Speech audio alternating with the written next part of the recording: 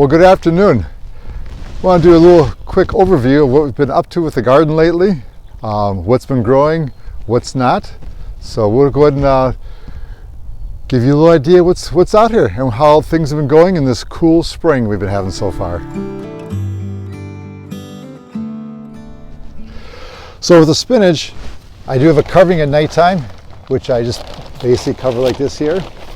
Now spinach can pretty much take a light frost, but when it gets down to the upper 20s, I do cover it. Then I do even put a blanket over top of this. Same with the peas here.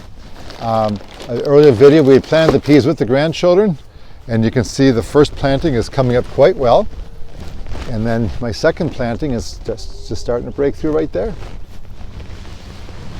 And this is a Lincoln peas, and these here I do cover at nighttime to keep them a little more warmer at night, and I've actually put blankets on top too because it just gets too cold at night. You know, when you got 26 degrees, you can't be growing peas in 26 degrees. They don't mind light frost. So with that,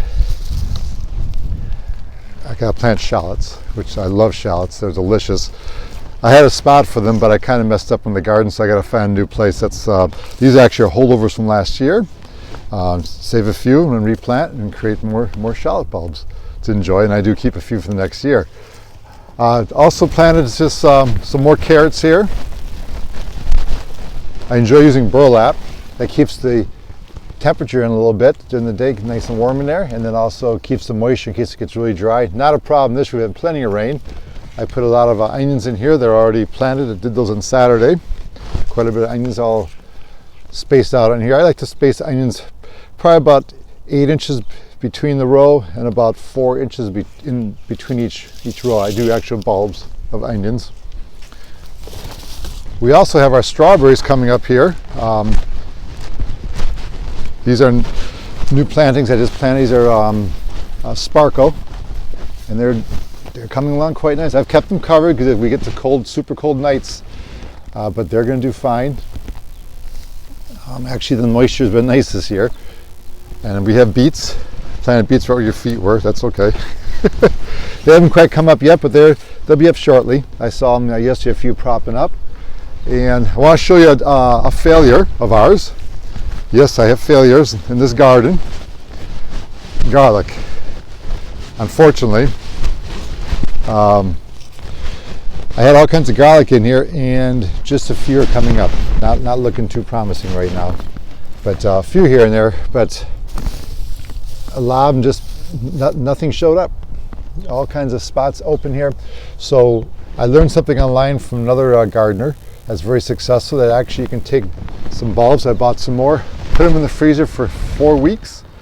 And that kind of called stratifies them, gives them an idea that, oh, it's going to be winter because the garlic needs to be cold for about 4 weeks. Actually, the whole season is better, but we're going to do a shorter version of that, and then we'll plant these end of April. We'll get them out of the freezer in a new place in the garden. I'm not going to do it here because I don't know might be something wrong with the soil that caused these bulbs to rot. So I have a new place for that. Oh, rhubarb. Rhubarb's up early this year.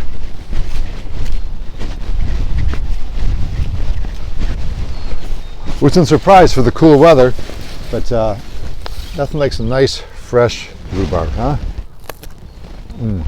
My grandson Hunter loves rhubarb. Oh, this is good. We'll be making some rhubarb bars pretty soon. I'd say another week or so, I'll be ready for it. So we haven't, having a struggle with asparagus. So I tried something different this year. I put winter ryegrass. It's a cover crop. Just planted in the ground because I do find that the winter rye, as it grows, it does more to the soil molecules, loosens things up more, the root structure of the winter ryegrass. So trying to add more nutrients back into the asparagus bed. Each one of those little stakes you see there is where asparagus should be coming up. So I actually planted 10 more plants of asparagus roots in there. I haven't seen anything up yet, but another 2 weeks from now they should start seeing them popping up. Then we'll give them a nice good fertilizer. And here's my last spinach, which is doing very well this year. I planted this inside of a cold frame, which is kind of needs to be rebuilt for next year. The cover, the plastic only lasts a couple of years on front, but on top of it, but looking really good. Very excited about it, and doing very, very well. So that'll be one of our many spinach crafts. So we plant another spinach a little later on, but that's how that's doing.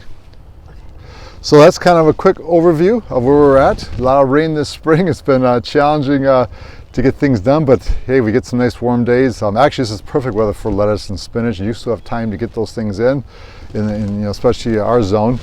And because I can grow spinach and lettuce right up till first part of June very easily, and I will have tips through the season as far as how you can grow your lettuce year round when I do my next planting of lettuce. Meanwhile, I gotta go figure out where to put these. We'll figure it out, and we'll give you a little video of planting shallots a little later.